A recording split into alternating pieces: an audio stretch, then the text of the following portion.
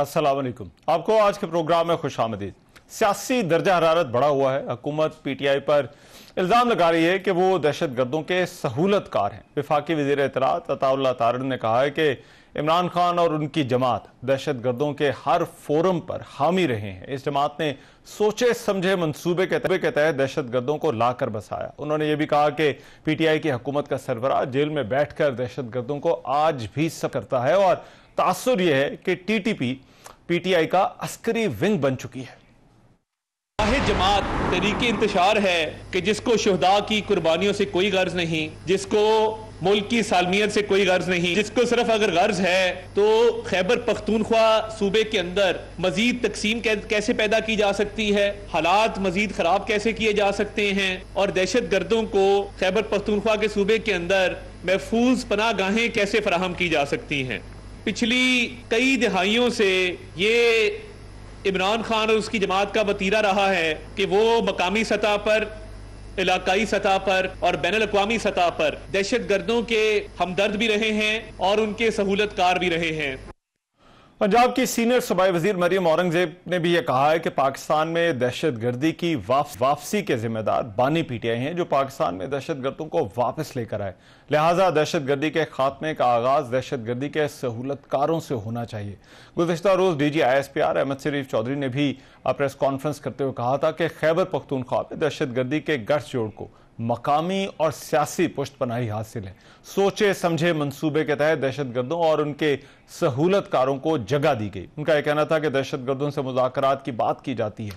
पाकिस्तान और खैबर पख्तूनख्वा में दहशत गर्दी की वजह एक गुमराहकुन बयानिया भी है। पीटीआई ने इस प्रेस कॉन्फ्रेंस पर अपना रद्द-ए-अमल देते हुए कहा है कि हम पर गद्दारी का इल्जाम ना लगाया जाए। दहशत गर्दी का इल्जाम किसी एक जमात को नहीं दिया जा सकता। सलमान अकरम राजा ने कहा कि कल की प्रेस कॉन्फ्रेंस का लफ्ज ब लफ्ज जवाब नहीं दे सकते। हम आपसे मुकाबला नहीं करना चाहते। हमारे लिए जो अल्फाज इस्तेमाल किए गए इससे नुकसान होगा। उन्होंने कहा कि सिर्फ अस्करी ताकत से दहशत गर्दी खत्म नहीं हो सकती। उन्होंने यह भी कहा कि 2022 में वफाकी हुकूमत और राना सनाउल्लाह ने भी तालिबान से मुज़ाकरात की बात की थी। पाकिस्तान तहरीक-ए-इंसाफ के रहनुमा जुनैद अकबर ने भी कहा है कि हम तालिबान से बातचीत के हामी हैं। ये कोई पंजाब नहीं, यहाँ अवाम की बात से ही मामलात आगे बढ़ेंगे। लेकिन साथ ही साथ हुकूमत के लिए एक चैलेंज तहरीक लब्बैक के एहतजाज से निमटना भी है। एहतजाज को रोकने के लिए पुलिस और ज़िले इंतजामिया के सख्त सिक्योरिटी इंतजाम आज दूसरे दिन भी जारी हैं। झड़पें हुई हैं पुलिस में और तहरीक लब्बैक के कारकुनान में। वफाकी वज़ीर दाखिला मोहसिन नकवी और वज़ीर ममलिकत तलाल चौधरी ने फैज़ाबाद का दौरा भी किया, रात गए और मुख्तलिफ इलाकों में सिक्योरिटी इंतजामात का जायजा भी लिया। अब एक तरफ तो ये पाकिस्तान तहरीक इंसाफ के हवाले से जो हुकूमती बयानात है और दूसरा ये जो मजहबी जमात का एहतजाज है, हुकूमत इन मामलात को किस तरह से देख रही है। वफाकी वज़ीर डॉक्टर मुसद्दिक मलिक साहब इस वक्त मेरे साथ स्टूडियोज में मौजूद हैं, उनसे बात करते हैं। डॉक्टर साहब आपके वक्त डॉक्टर साहब, सबसे पहले तो मैं पीटीआई के हवाले से आपसे बात जानना चाहता हूँ। ये सियासी जमात है, पार्लियामान में मौजूद है, लेकिन हुकूमती बयानिया इस वक्त ये है कि ये दहशत गर्दों के सहूलतकार हैं और इनके साथ उसी तरह से निमटना चाहिए। ऐसा क्यों है?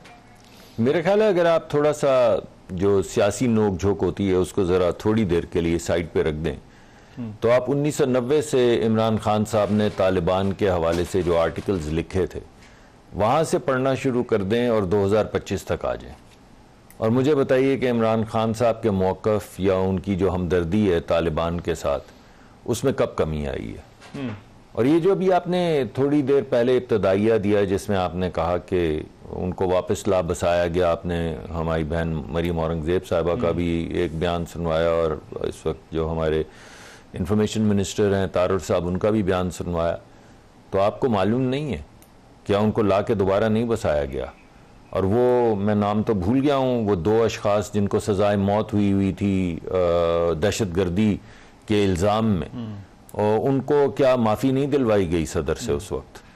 तो अगर आप उन लोगों को जो आर्मी पब्लिक स्कूल के में आपके बच्चों पे कत्ल में मुलव्वस हैं, उनकी शहादत में मुलव्वस हैं, वो उस्ताद जिनको सफूफ डाल के जला दिया गया बच्चों के सामने, उनके कत्ल में मुलव्वस हैं, अगर आप इस तरह के लोग जो वर्दियों में जो हमारे सिपाही खड़े हैं नाकों पे उनकी लाशें रोज़ गिरा रहे हैं या फौजी अफसरान को रोज़ शहीद कर रहे हैं, रोज़ जनाजे पढ़े जा रहे हैं, कभी किसी कप्तान का कभी किसी मेजर का, अगर ये तमाम चीजें करने वालों के लिए हमदर्दी कोई रखे और रखता है और एक तसलसल से as a matter of policy रखता है, तो आप मुझे बताइए कि आप क्या कहेंगे।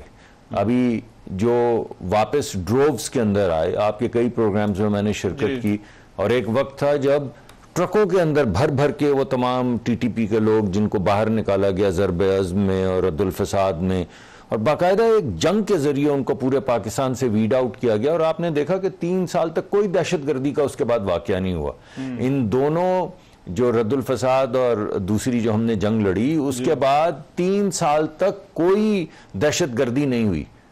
तो फिर एक दिन पता चला कि ये तो हमारे भाई हैं, ये तो हमारी सोशल फैब्रिक का हिस्सा हैं, ये तो सदियों से हमारे साथ हैं। वो लोग जो आपके स्कूलों में जाके आपके 6-6 साल, 8-8 साल, 13-13 साल के बच्चे बच्चियों को कत्ल कर रहे हैं, शहीद कर रहे हैं, वो आपकी सोशल फैब्रिक का हिस्सा है। लेकिन उस वक्त हमें तो ये तासुर मिला कि ये रियासत की पॉलिसी है। साथ लेफ्टिनेंट जनरल फैज हमीद भी गए थे वहां पर जाकर, उन्होंने भी जो है वो कहा था कि सब ठीक हो जाएगा। तो ये लकीर कहां खींची जाए कि ये रियासत की पॉलिसी और ये इस पॉलिटिकल पार्टी की पॉलिसी। मैंने तो इस वजह से आपको एक तसलसल बताया है कि आप चलें इसको रियासत की पॉलिसी कहना चाहते हैं। 1990 में भी रियासत की पॉलिसी थी। अब खैबर पख्तूनख्वा में कब से हुकूमत है पीटीआई की, तो उसमें कई रियासतें जो वफाकी हुकूमतें हैं वो बदली हैं, लेकिन क्या रवैया जो खैबर पख्तूनख्वा में है उसकी हुकूमत का वो बदला है? और उन्हीं के इलाके के अंदर अगर जेलें टूटती हैं और वहां से दहशतगर्द निकल जाते हैं तो वो भी उनके इलाके से में होता है। अगर एपीएस के अंदर कोई शहादतों का सिलसिला होता है जिसमें सैकड़ों बच्चे शहीद कर दिए जाएं तो वो भी उन्हीं के इलाके में होता है। लेकिन ऐसा है कि शायद उनको ये बात समझ नहीं आती, यानी भत्ते खुद भी देते हैं, भत्ते वहां पे लिए जाते हैं, जमीनें बांटी जाती हैं, ठेके बांटे जाते हैं, वहां पे फौजियों को और पुलिस अफसरान को शहीद किया जाता है, सिविलियंस भग से उड़ा दिए जाते। लेकिन जब हम कहते हैं, पिछली मरतबा आपको याद होगा कि ऑपरेशन करेंगे, हालांकि वो इंटेलिजेंस बेस्ड ऑपरेशन, तो पूरी एक तहरीक चला दी का ऑपरेशन नहीं करेंगे। चलिए ना करें, चलिए भले से ना करें, मगर जब हम ये पूछते हैं कि आपकी यहाँ हुकूमत है और लॉ एंड ऑर्डर जो है वो आपकी सूबाई जिम्मेदारी है और आप हमें वफाक को ऑपरेशन भी नहीं करने देते, तो आप बता दीजिए कि ऑपरेशन नहीं करना तो क्या करना है, तो फिर यहां वहां देखना शुरू कर देते हैं। लेकिन इसमें दो मामला के ऊपर मैं ऑपरेशन वाली चीज पे देखें बाद में आता हूं, पहले मुज़ाकरात वाली बात, क्योंकि पीटीआई की एक पॉलिसी, पीटीआई कहती है मुज़ाकरात करें, हुकूमत और फौज इस वक्त कह रही है मुज़ाकरात नहीं करने। ये लकीर कहीं खींची जा सकती है कि कोई दहशतगर्दों से मुज़ाकरात की बात कर रहा है या उनके लिए एक्चुअली हमदर्दी रखता है? ये कैसे? देखिए, दो अलग-अलग चीजें हैं। वो लोग जो मुज़ाकरात की बात कर रहे हैं वो तो एक ग्रोह है, एक ग्रुप है, मगर अगर मैं दोबारा से कहता हूं, अगर उस ग्रोह में से, उस सियासी जमात में से या किसी और ग्रोह में से या किसी और सियासी जमात में से वो कोई भी हो, अगर उन दहशतगर्दों का कोई उनको पनाह देने वाला नजर आए या उनको असला फराहम करने वाला नजर आए या उनको इंफॉर्मेशन देने वाला नजर आए, अगर कोई भी हो और किसी भी पार्टी या किसी भी ग्रोह या किसी भी मसलक से हो, तो उसे तो नहीं छोड़ा जाएगा। इस वजह से ये तो अब सबूत जब सामने आएंगे कि कौन शख्स क्या कर रहा था, तो उस पर स्पेसिफिसिटी के साथ बात। लेकिन देखिए, पीटीआई की ये कहना है कि मुज़ाकरात करें, लेकिन हुकूमत उन मुज़ाकरात की कंक्लूजन ये निकाले कि ये हमदर्दी रखते हैं। आपने दो अलग-अलग बातें की, इस वजह से मैं उन दोनों में तफरीक कर रहा हूं। एक तो मैं ये कह रहा हूं कि आप कहते हैं मुज़ाकरात करें, उस पर अलग बात है, ठीक है, मैं उस पर बाद में करूंगा क्योंकि आप बाद में बात करना चाहते हैं, मैं पहले उस पर बात करना चाहता हूं। मगर दूसरी बात यह है कि कोई जो है वो सपोर्ट कर रहा है दहशतगर्द, यानी ये जो हमारे लोग बच्चे बच्चियां शहीद हो रहे हैं उनको सपोर्ट कर रहा है किसी भी तरीकाकार से, उसको पनाह दे रहा है, उसको असला दे रहा है, उसको सपोर्ट दे रहा है, उसको इंटेलिजेंस, इसे तो नहीं छोड़ा जाएगा, वो जो भी हो। और उसके सबूत जैसे जैसे सामने आएंगे आप देखेंगे, और उसमें कोई तफरीक नहीं की जाएगी कि उसका किस जमात से ताल्लुक है। तो एक तो ये पाक करने के बाद, अब दूसरी तरफ आ जाइए। देखिए, आप जिन लोगों से डील कर रहे हैं टीटीपी से, वो आपको पहले आके यहाँ पे खवातीन जो हैं उनके बाजुओं को ऊपर तेजाब फेंक चुके हैं सिरिंजेस से, उनको स्कूलों कॉलेजों से रोक चुके हैं, आपके जो इश्तिहारात हैं उनके मुंह पे स्याही फेंक चुके हैं, ऐसी कोई नई बात नहीं कर रहे हैं। वो तो एक आइडियोलॉजिकल लोग हैं जो दहशतगर्दी के जरिए ना सिर्फ दहशतगर्दी करना चाहते हैं, मगर एक खास किस्म का जो उनका रवैया है खवातीन की तरफ, बच्चियों की तरफ, बच्चियों की तालीम की तरफ, वो उसको मुसल्लत करना चाहते हैं। अगर आप ये समझते हैं कि आपको निगोशिएट करना चाहिए, तो आपको ये पता होना चाहिए कि आप अपनी बच्चियों का और अपनी बहनों का और बेगम का और वालिदा का मुस्तकबिल जो है उसको निगोशिएट कर रहे हैं। वो कोई बिनाइन निगोशिएशंस नहीं है। उनके जहन में तो एक खाका है जिसको उन्होंने यानी इस्लामी रंग दिया हुआ है, कोई उसमें इस्लाम में गुंजाइश नहीं। तो अगर ये लोग, या तो ऐसा है कि ये लोग वही चाहते हैं, ये हकीकत में चाहते हैं कि इनकी बच्चियां स्कूल ना जाएं, ये हकीकत में चाहते हैं कि बहनें या जो हमारी नौजवान खवातीन हैं उनको बाहर ना निकलें, उनको नौकरी के मौके ना फराहम किए जाए, उन पर गुलाफ चढ़ा के उन्हें बंद कर दिया जाए। अगर तो ये निगोशिएट करना है तो ही निगोशिएट होगा ना, और आप क्या निगोशिएट करेंगे? जितनी मर्तबा वो आपके मुल्क में आए हैं उन्होंने क्या आपसे निगोशिएट किया? इस वजह से या तो फिर खुल के सामने आ जाए और बोले कि हम वही निजाम जो वो मुसल्लत करना चाहते हैं उसके हामी हैं, तो फिर तो कोई सियासी डिबेट शुरू होगी। वो साफ छुपते भी नहीं, सामने आते भी नहीं, अजीबो गरीब एक कैफियत है। साथ में कहते हैं हम सियासी जमात है, साथ में दहशत गर्दों का जो ईडीएम है उसको प्रमोट भी करने से बात नहीं आ रही। ऑपरेशन वाली जो चीज है, अब मैं उस पर आता हूँ। ऑपरेशन वाला मामला है, उस पर पाकिस्तान तहरीक इंसाफ के तहफ़्फ़ुज़ात हैं, और इत्तलात ये भी है कि अली मीन गंडापुर की वजारत आला भी उसी मामले के ऊपर जो वो गई है, क्योंकि पीटीआई खुद ये कह रही है। तो ये जो ऑपरेशन वाला इशू है, ये किस तरह से मत करें ना, फिर क्या करेंगे? मरने दें फिर। मैं तो पूछा, मैंने आपके प्रोग्राम के शुरू में पूछा, अच्छा भाई ऑपरेशन नहीं करना तो क्या करना है? सूबे में अमनो आमा जो है वो जिम्मेदारी सूबाई हुकूमत की है, ये तो आप मानते हैं। हाँ। वफाक कहता है कि ये तो जंग की कैफियत है तो हमें फौरी तौर पे ऑपरेशन करना चाहिए। वो कहते हैं नहीं करेंगे। चलिए भले से ना करें तो क्या करें? मरने दें बच्चों को। रोज जो आप रोज दिखाते हैं जनाजा टेलीविजन के ऊपर, रोज दिखाते हैं, वजीर आजम हर मर्तबा आते हैं, तशरीफ लाते हैं, हर मर्तबा हमें कहते हैं आज इस मेजर का मैं जनाजा पढ़ के आया हूं, उसकी बहन जो थी वो रो रही थी मगर उसने कहा कि मेरा सर फख्र से बुलंद है। उसकी मां से मैंने पूछा तो उसने बोला कि मेरे पास 4 और भी बच्चे जवान हो तो मैं उनको भी शहीद मुल्क के लिए करूं। तो फिर होने दें, कोई जवाब तो देना। कोई मतलब है कि जब कोई शख्स कहता है कि मैंने इन दहशतगर्दों के खिलाफ लड़ाई नहीं होने देनी, ऑपरेशन नहीं होने देने, तो हम कहते हैं चले आपके जहन में कोई खाका होगा तो 2 ही खाके रह जाते हैं। एक मैंने आपके सामने पेश कर दिया कि आप अपनी बहनों को, बच्चियों को स्कूलों से हटा लें, स्कूल बंद कर दें, जैसा कि हो चुके हैं। ठीक, आप बिल बोर्ड्स के ऊपर और जो सड़क पे नजर आए उसको पर तेजाब फेंक दें। या तो वो मान जाएं और या फिर आप उनके साथ लड़ाई करें। ठीक, आप कहते हैं हम लड़ाई भी नहीं करेंगे, और जब हम पूछते हैं क्या करेंगे तो बस इधर उधर देखना, पर कहते हैं लड़ाई नहीं करेंगे। राइट। अब मैं जरा जो टीएलपी वाला मामला है, ये जो है हुकूमत इस मामले को किस तरह से डील कर रही है? क्योंकि ये जो एक ऐसा इशू है, एहतजाज इस्लामाबाद की तरफ उनका जो है वो मार्च है, क्या जो है वो हुकूमत के पास भी अब यही रास्ता है इस एहतजाज से डील करने का? देखिए, रिट ऑफ द स्टेट तो किसी ना किसी वक्त जो है वो कायम करनी पड़ेगी। आप यहीं पे रहते हैं, इस्लामाबाद में रहते हैं, आपने कई मरतबा देखा है इसी तरह टीएलपी आती है, 100-200 लोग आते हैं, फैजाबाद में आके बैठ जाते हैं, सारा मुल्क बंद कर देते हैं। तो होने दें, जब जिसका जी चाहे जत्था हाथ में डंडा उठाए, लाठी उठाए, बंदूक उठाए और रेड जोन में आ जाए तो आने दें। वो ऐलान करके आ रहे हैं कि हम आएंगे और एक एम्बेसी को आग लगा देंगे, तो लगाने दें। और वो फलस्तीनी जो साइन कर रहे हैं जंग बंदी, ठीक, यानी जिनके बच्चे मरे हैं, मैं क्या आपको बताऊं, आपने खुद वो तस्वीर देखी, किसी से देखी नहीं जाती। कभी भूख से बच्चा मरते देखा है? गोली से तो मरते देखा है, छत गिरने से तो मरते देखा है, कभी भूख से बच्चे मरते देखें? तो वो लोग जो सफर कर रहे हैं वो राजी हैं जंगबंदी पे। हमें भी उनकी शिकों के ऊपर बहुत एतराजात हैं, हम भी नहीं सारी बातें मानते, लेकिन वो कत्लो गारत, वो जेनोसाइड जो वहां पे हो रहा है, उसको रोकने के लिए एक तरीकाकार बढ़ाने की कोशिश की जा रही है। तो आप प्रोटेस्ट किस चीज के खिलाफ करें कि नहीं, उनको फलस्तीनियों को मरने दो, ये कह रहे हैं।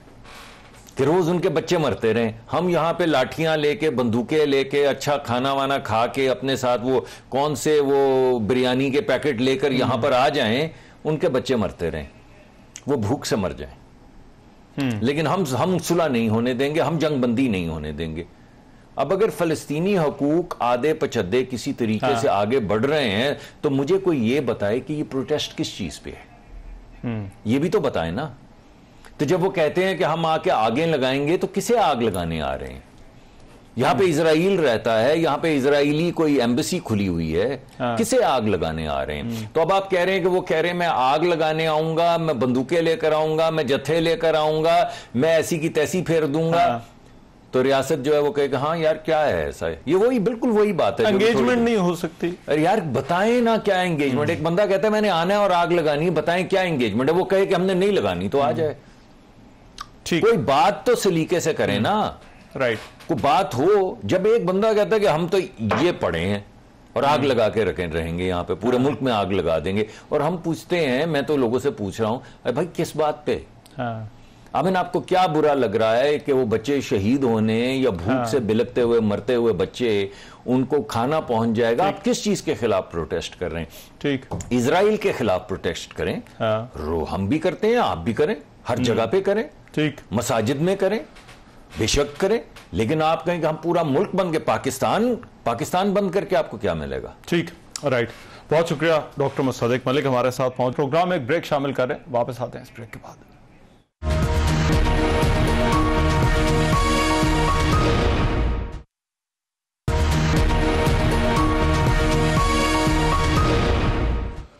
Welcome back after the break. वजीर आला खैबर पख्तूनख्वा अली मीन गंडापुर का इस्तीफा गवर्नर केपी फैसल करीम कुंडी को मौसूल हो गया। वजीर आला केपी अली मीन गंडापुर ने अपने इस्तीफे की तौसीक के लिए दूसरा खत इरसाल किया था। गवर्नर केपी ने भी तस्दीक की है कि आज 2:30 बजे वजीर आला का हाथ से लिखा इस्तीफा मौसूल हुआ।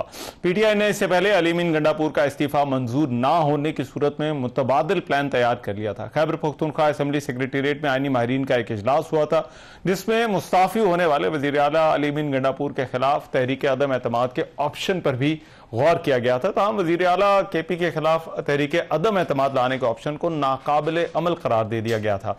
आज सेक्रेटरी जनरल सलमान अकरम राजा ने कहा कि खैबर पख्तूनख्वा असेंबली का इजलास पीर को होगा, जिसमें कायदे ऐवान का इंतखाब होगा। उन्होंने कहा कि सोहेल आफरीदी ही नए कायदे ऐवान होंगे, और उन्होंने यह भी कहा कि गवर्नर ने इस्तीफा मौसूल होने की तस्दीक कर दिया, और आर्टिकल 130(8) के तहत वजीर आला इस्तीफा दे तो मंजूरी भी जरूरी नहीं होती। वजीर आला गवर्नर के मातहत नहीं कि गवर्नर इस्तीफे की मंजूरी दें। अब ये जो नए वजीर आला का इंतखाब है, और फिर ख़ास तौर पर जो है वो गुज़िश्ता रोज़ जो प्रेस कॉन्फ्रेंस हुई और हुकूमत जो पाकिस्तान तहरीक इंसाफ के हवाले से जो है वो कह रही है कि ये दहशत गर्दों के सहूलतकार हैं, इस पर बात करने के लिए पाकिस्तान तहरीक इंसाफ के ही रहनुमा अली मोहम्मद खान साहब इस वक्त मेरे साथ मौजूद हैं। उनसे इस हवाले से बात करते हैं। अली साहब बहुत शुक्रिया आपके वक्त। मैं सबसे पहले तो ये वजीर आला का इंतखाब है, इस हवाले से आपसे बात करना चाहता हूँ। अभी भी आपको लगता है, पीटीआई को लग रहा है, कोई रुकावट होगी नए वजीर आला के इंतखाब में? बिस्मिल्लाहिर्रहमानिर्रहीम, अल्लाहुम्मा सल्ली अला मुहम्मद व अला आलि मुहम्मद। रहमान साहब, उसूली तौर पे तो कोई रुकावट नहीं होनी चाहिए। तो मुझे तो नहीं लगता कि कोई रुकावट होगी, क्योंकि मोहतरम गवर्नर साहब को जनाब गंडापुर साहब का इस्तीफा मौसूल हो चुका है। मेरे ख्याल में वो पहला ही काफी था, लेकिन बहरहाल हैंड रिटन मांगा है। हालांकि अगर आप उसको देख लें 130 आर्टिकल, सब आर्टिकल 8 को अगर देख लें, तो उसमें ऐसी कोई कदगम तो नहीं है कि आप सिर्फ एक सिग्नेचर आपको चाहिए, आप यू कैन टेंडर रेजिग्नेशन। और उसमें अगर आप उसकी प्लेन वर्डिंग को देख लें, उसमें गवर्नर साहब की अप्रूवल भी जरूरी नहीं है। वो अगर आपने दे दिया तो इट इज स्टैंडर्ड। तो मंडे को हो जाना चाहिए, पीर को सुहेल का हो जाना चाहिए इंतखाब इंशाल्लाह। अच्छा, ठीक है। अच्छा, मैं दूसरे इशू पर आता हूँ। ये जो हुकूमती प्रेस कॉन्फ्रेंसेस हम देख रहे हैं, आज भी अताला ताड़न ने कहा कि इमरान खान और उनकी जमात जो है वो दहशत गर्दों के हिमायती हैं। मरीम औरंगजेब साहिबा का भी इस हवाले से बयान आया। ये तहरीक इंसाफ के हवाले से इन इल्जामात को आप किस तरह से देखते हैं? ऐसा लगता है कि हुकूमत जो तहरीक इंसाफ की जो पॉलिसी है कि दहशत गर्दी से निमटना किस तरह है, उस पर हुकूमत अलग खड़ी है, तहरीक इंसाफ अलग खड़ी है, और दरमियानी कोई रास्ता ही नहीं है। देखिए, अगर उनका कोई संजीदा सीनियर सियासतदान की बात करे तो बंदा उसके जवाब दे। आपको ना मारूजी हालात का पता है, ना आप इलेक्शन जीत के आए हुए हैं, पता नहीं किधर से आपको किसी ने बिठा दिया है, किसी ने आपकी चाबी घुमा के आपको कोई चीज फीड करके कह दिया कि जाके ये बोल दो। क्या आप बात करते हैं? आप उन लोगों से बातें कर रहे हैं जिन लोगों ने इस मुल्क में अमन ला के दिखाया है और जो वहां शहादतों को रोज उठा रहे हैं, आप उनको बातें कर रहे हैं। दूसरी चीज ये है कि किसी जो अस्करियत पसंद हैं, मिलिटेंट्स हैं, अगर कोई ये कह रहा है कि आप उनसे डायलॉग करें या बात कर रहे हैं, हम तो ये नहीं कह रहे कि आप दहशतगर्दों से जाके बातचीत शुरू करें, हम तो कह रहे हैं आप जिरगा करें, आप अफगान हुकूमत को एंगेज करें। मिलिटेंट्स से बात करना अगर सहूलतकारी है तो वो तो सबसे पहले शहबाज शरीफ और आसिफ जरदारी साहब ने की है। फिर आप प्रेसिडेंट हाउस और प्राइम मिनिस्टर हाउस में जाके देखें, तारड़ साहब को भी मैं कह रहा हूं और जो हमारी बहन है मरियम साहिबा और वेब साहब, उनको भी मैं कह रहा हूं कि इनकी सहूलतकारी या उसको लाना हमने तो नहीं किया। हमारा तो 2021 में अक्टूबर में एक मीटिंग हुई जिसमें फैसला ही ना हो सका।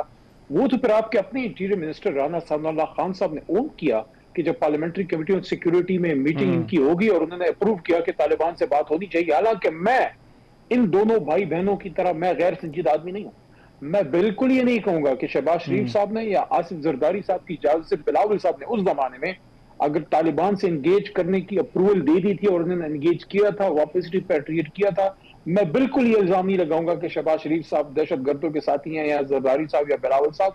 मैं ये उनको बेनिफिट ऑफ डाउट दूंगा कि वो रीसेटलमेंट पाकिस्तान के अमन के लिए चाहते थे, उसका नतीजा सही ना निकला। पहले तो इस बात का फैसला हो जाए ना। कल मैंने इस पर ट्वीट किया, मैंने टैग किया डिफेंस मिनिस्टर को, क्योंकि डिफेंस मिनिस्टर बैठे हुए थे जब मैंने ये बात की कि इसकी पहले तहकीक कर लें कि रीसेटलमेंट की किसने है। पहले इसकी तो आप तहकीक कर लें, उसके मिनट्स ले आए, let's put it in front of some court, some tribunal वहां। लेकिन मैं कहता हूं ये it will be an exercise in futility, क्योंकि देखें अगर देखिए अली भाई उस वक्त भी मुझे मालूम है तरफ हैं, हम सब ने दहशतगर्दी का मुकाबला करना है। हाँ, उसको आपने टैकल कैसे करना है उस पे बात हो सकती है, हमारी सोच कुछ और हो सकती है। अच्छा देखिए मैं यही आपसे पूछने वाला था, ये जो पॉलिसी उस वक्त थी जी जी देखिए पॉलिसी उस वक्त जब थी और उस वक्त भी इस पॉलिसी पर भी बहुत सारे सवालात उठाए गए थे कि क्या ये रीसेटलमेंट होनी चाहिए या नहीं होनी चाहिए। लेकिन इख्तलाफ यहां पर दो चीजों पर है, एक ये कि अफगानिस्तान से बात करनी है या नहीं, और दूसरी ये कि तालिबान से बात करनी है या नहीं। उस पर इख्तलाफ हुआ कि रीसेटलमेंट होनी चाहिए या नहीं होनी चाहिए। हमारे ट्राइबल बेल्ट के मिनिस्टर्स ने इख्तलाफ किया, पख्तूनख्वा के मिनिस्टर्स ने इख्तलाफ किया, तो हमने फैसला नहीं किया। जब शहबाज साहब के दौर आ गया तो उन्होंने फैसला कर दिया कि यस हमने रीसेटलमेंट करनी है, लेके आना है। तो अगर ये बात करना या रीसेटलमेंट का मतलब ये है कि आप मुल्क दुश्मन है, तो फिर सबसे पर्चा तो शहबाज शरीफ और आसिफ जरदारी और बिलावल भुट्टो जरदारी साहब पे काटे। अच्छा लेकिन देखिए अभी इस वक्त मिडिल ग्राउंड कोई नहीं नजर आ रहा दोनों हवालों से। एक तो अफगानिस्तान के हवाले से क्या पॉलिसी होनी और फिर दूसरा तालिबान के हवाले से। आपके ख्याल में इस वक्त क्या तरीका हो सकता है कि पीटीआई, सूबाई हुकूमत और वफाकी हुकूमत जो है वो मिलकर किसी एक पॉलिसी पर इत्तेफाक करें कि आगे चलना कैसे है? जी मिडिल ग्राउंड ये है कि सियासी असबियत और सियासी इंतकाम को भी एक तरफ रखें। 2.5 साल से आपने इमरान खान साहब को जेल में रखा हुआ है। ये वो आदमी है जिसने आपको अमन ला के दिखाया।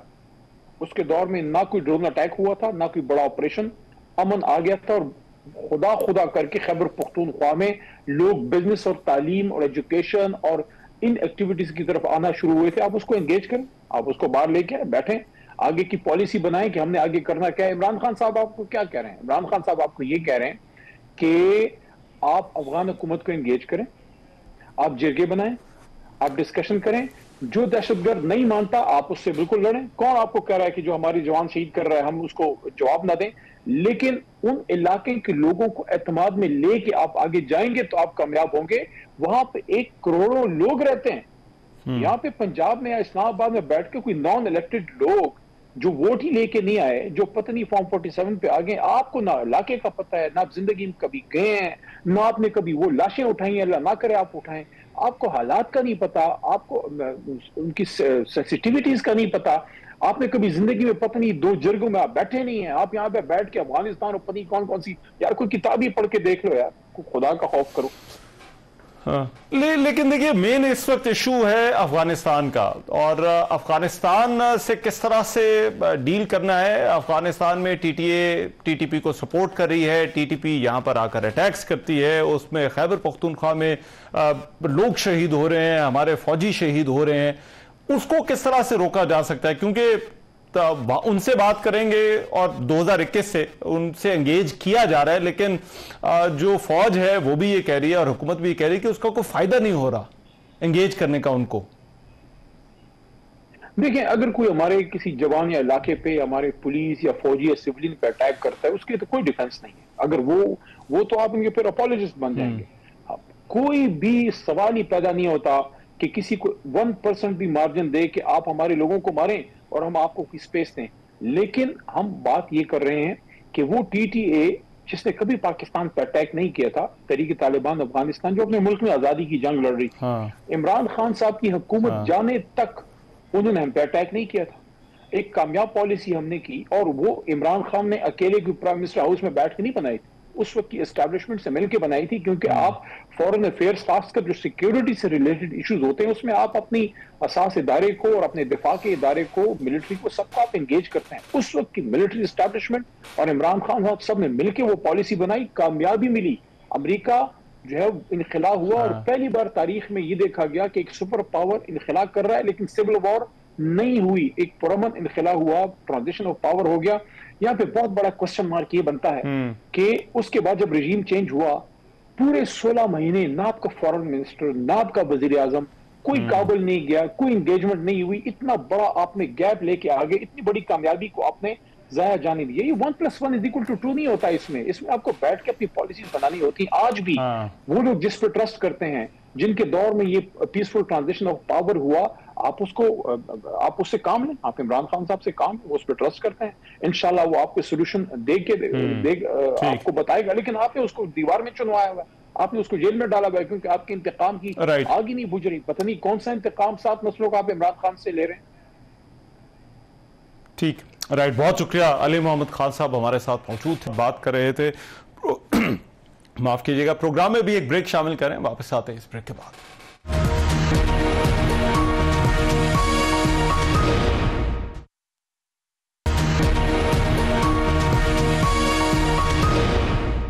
Welcome back after the break. मुल्क में इस वक्त जो सिक्योरिटी की सूरत हाल है, और जो इस वक्त एक वेव देखी जा रही है दहशत गर्दी की, उस पर प्रोग्राम के इस हिस्से में बात होगी। गुज़िश्ता रोज़ भी डेर इस्माइल खान में पुलिस ट्रेनिंग स्कूल पर जो है वो खारिज ने हमला किया।